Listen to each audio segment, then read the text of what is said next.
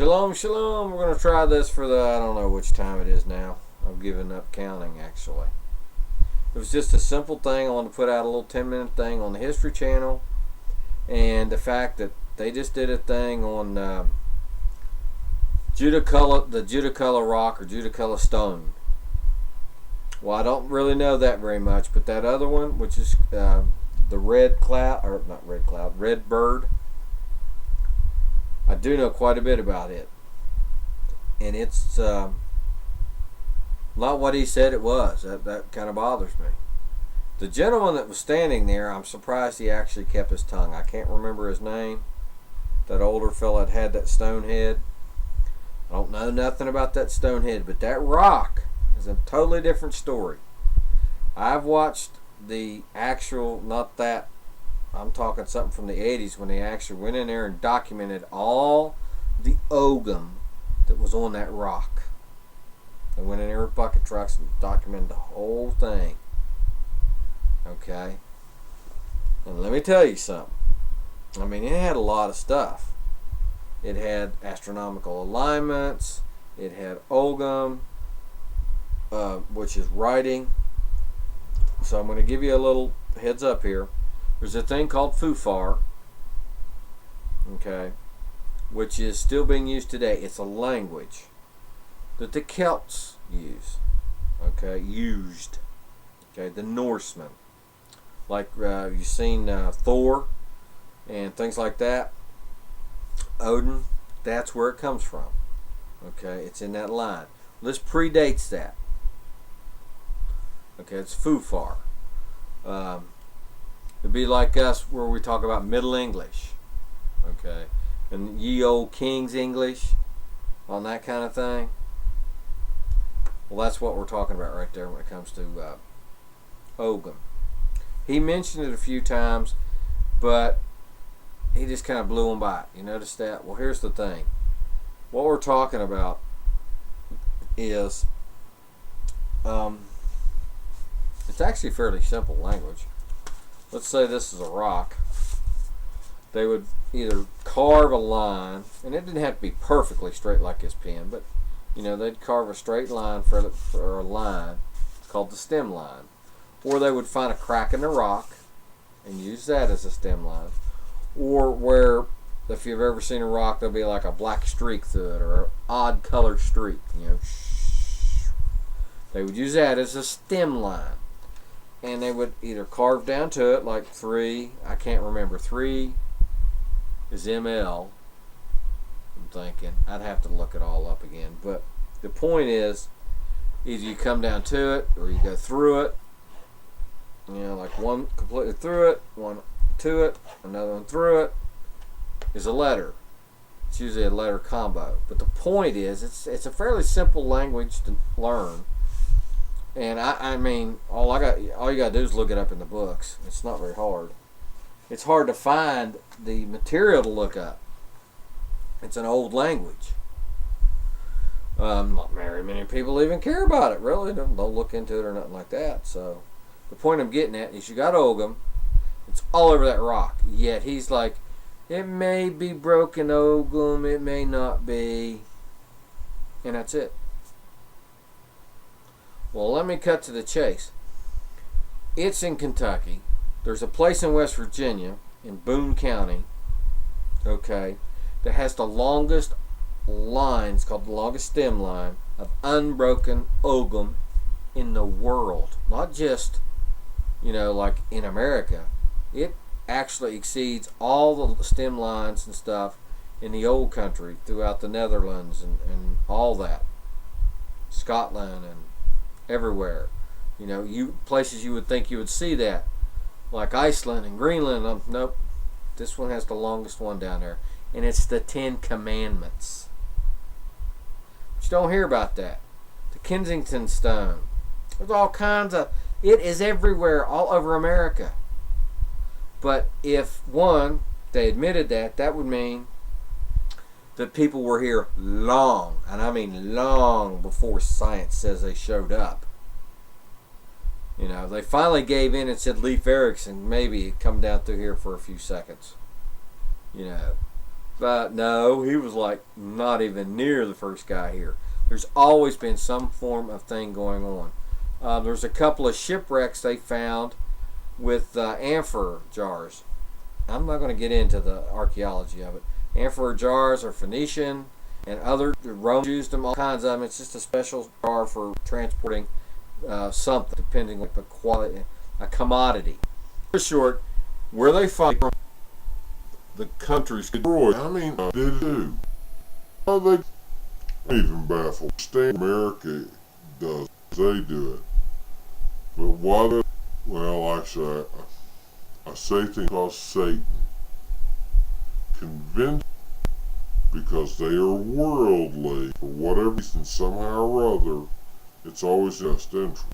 Well, we don't want people down here. We don't this or that. You know, we don't want American scientific people trodden right off our shore. The point is just this. Going on since the beginning of time. Since we existed in trade, there's never been a world that was one little spot. See, that's another thing. You got where Adam and Eve started and it exploded. But that doesn't really fit the paradigm that they want it to be. Well, it started here, but there's also here. There's a lot of stuff that doesn't fit. Okay, the science. In fact, Darwin said if you didn't, he gave a whole list of little things that you need to find. If you don't find them within 100 years, then the whole theory is crazy. It doesn't work. When he died, he didn't believe in evolution. But do you hear that? No. He actually repented of coming up with that theory. And I don't think that's a bad thing, coming up with that theory. What I think's bad is they didn't follow the science and they went ungodly. If you stick that there is a creator, science is good. What do I mean by that?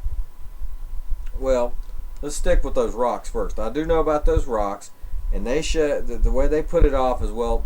Pretty much the Cherokee did all of it. No, sorry, didn't happen. It was, no, before the Cherokee. You go to Judaculla. Now I don't know. All I know is the legend I heard off him, but I do know this. There's a story in the Bible that talks about a giant. Okay, and when you add it up, 16, 18 feet, not particularly David and Goliath, but Goliath's brother. Goliath actually sounded like one of the short ones, the small guy. And what I find interesting is in their legend, that thing had 7 fingers. Goliath had 6. 6 fingers and 6 toes. And if you step out of the Bible, the Oracle of Delphi had 6 fingers as well. Okay? And the giants come from the mating of fallen angels, angelic beings, and the forceful mating with women. Okay, if you read it in the Hebrew, that's what it looks like happened. Okay, it's not all the stuff you go to these churches and they have to come up with stuff because they don't want it to be a certain way. Well, you got to go with what it actually says. And I'm not going to say I'm sorry. I've said that sometimes, but I'm not sorry for what the word says. I'm sorry that they taught you something else. Everywhere else in the Bible, when it says the sons of God, it was angels. Everywhere else. I think it's 5 times. It seemed like 3 or 4 of them was in Job, and can't really remember. There's another one somewhere else. Everywhere else, it's always an angel. Except for that one time. Most of that was the sons of Seth. We got ungodly people in the world. Okay. I tell you what. How many dictators have forcefully taken a basically, shall we say, a good person, a good female, a godly woman. Just did the thing with her, and she ended up being pregnant. Did that produce a giant? No. Never. And for them, well, the sons of Seth and all. To help you out. Did you notice that David picked up 5 stars? Did you know that there was Goliath? If you read, he had that many brothers. The faith really is.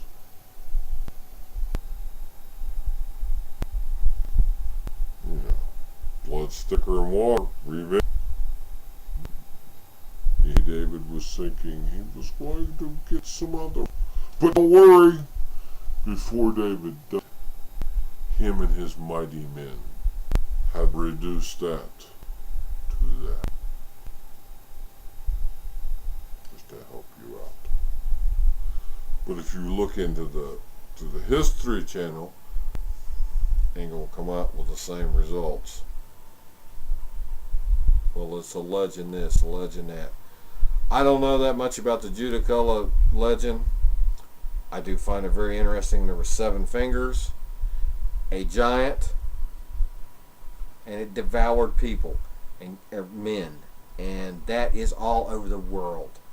And I do know this: life's in the blood. Satan, when he fell or was separated from heaven, he was separated from the light. He's in complete darkness. Okay? And he needs to emulate light, or he cannot fool people. Well, guess what? Every time somebody that does have a spark, a sliver of light in them, the ruach, okay, it's a mystery. Every time that goes to him, he gets a little smidget more of that light that he can corrupt into people thinking, there's the light, when it really isn't. He steals. He's a thief. He's actually stealing the light from something living, but they have to die. That's one of the reasons he loves to achieve you. Okay? A one-night stand should not cost you your life. God really doesn't think it should cost you your life, believe it or not.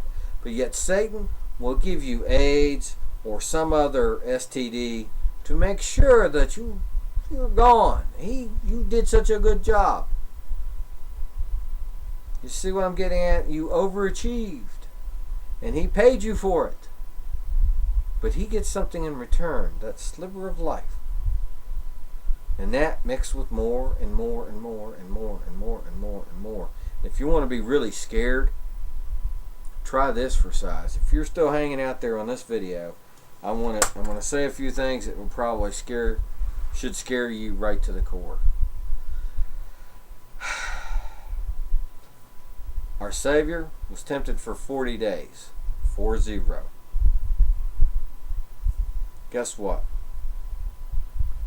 The Israelites were in the wilderness for 40 years. Moses, 40, 40, and 40. 40 years up. Then he had to leave Egypt, be a shepherd for 40 years, and then he led Israel for 40 years. 40, 40, 40. Now, I firmly believe that in 30 AD, now the dates could be wrong, but the span of time is the same. In other words, if it was 32 AD, then it was 72 AD. In other words, there's records in the Talmud of 40 years of certain things going on. Okay, about sacrifices, about that the temple doors kept opening. Okay, and this ain't no easy feat. The templars took lots of men, not 1, not 2, not 10, but 20 plus men to open a door. Stories high, huge. Yet they would just open themselves on the run. Why? Because God the Father, the death of the Son, had opened the path Okay? The land, the light closest to the Holy of Holy Places kept going out. That branch we called wisdom. Orthodox Jews that was running the temple had no wisdom to realize what happened. So that, why am I getting at that? Years from the cross with 40 years. Basically 40 is the of grace. This much time. Here's your problem. You did this wrong. Boom. And I'm not saying individually. I'm talking, when it comes to the children of Israel, there's a lot of 40 Bible that reflect this.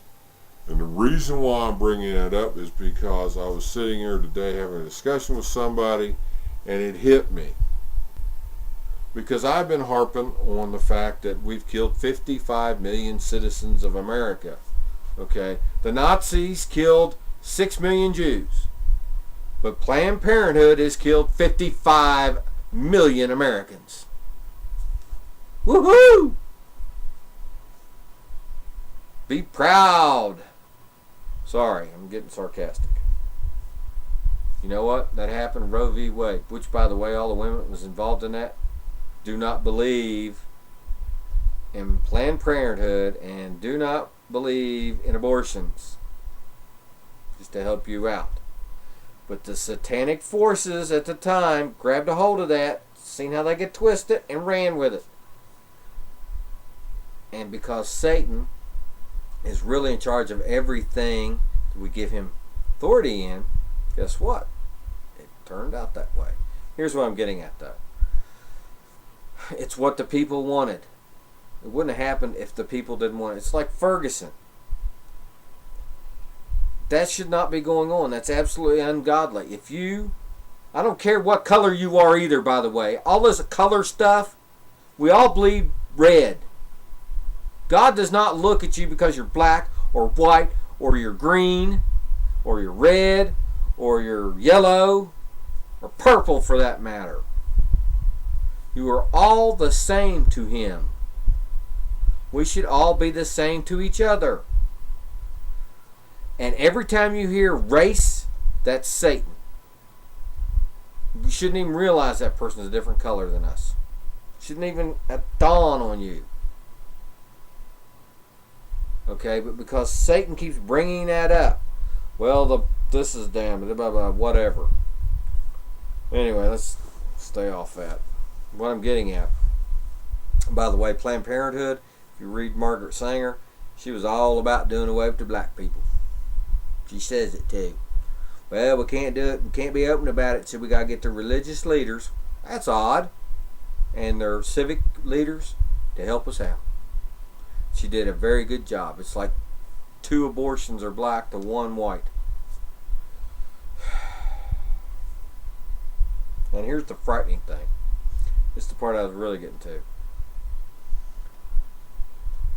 Think of how many times you've read, if you've read your Bible from front to back and add up some numbers here and there, you hear the word 40, or the number 40. And it's always about judgment. 40 years for this, 40 years, and after 40 years, whack. After 40 years, the temple was taken away. The Jews ended up being scattered throughout the world. Moses had to walk around in the wilderness for 40 years before he went back. The Israelites, because of the rebellion, had to be out in the wilderness for 40 years. 73, 83, 93, 2003, 2013. At 40 years. Think about that. 40, we bring 10 in every decade.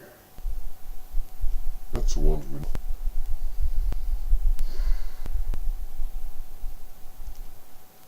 Lost our mind.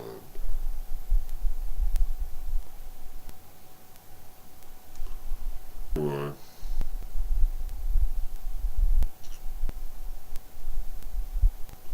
That's just how.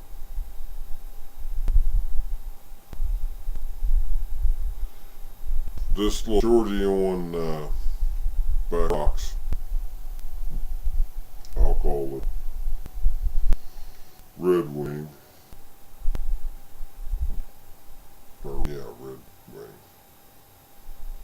point is, don't what you see on television, because pretty much none of it.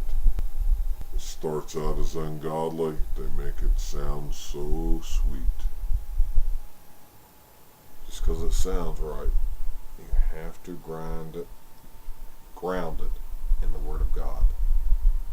Find out what the Word of God says. Go with that.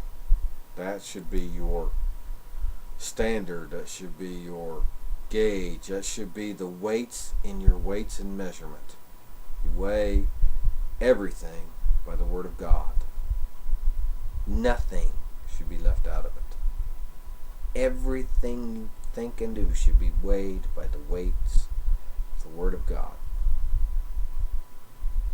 And it will keep you going down the path of righteousness. Well, that's enough of this short. It ended up being longer than it's supposed to have been too, I'm sure. My apologies. I'll somehow, one of these days, I'll figure out how to be quiet. Oh yeah, I gotta get my wedding ring back on. My hand's healed up. Keep forgetting. Surprised the old wife hasn't reminded me. I actually told her when I was at a restaurant here in the last day or two. My finger got all tore up for some reason. Anyway, shalom, shalom. May the peace of God go with you and yours. Amen.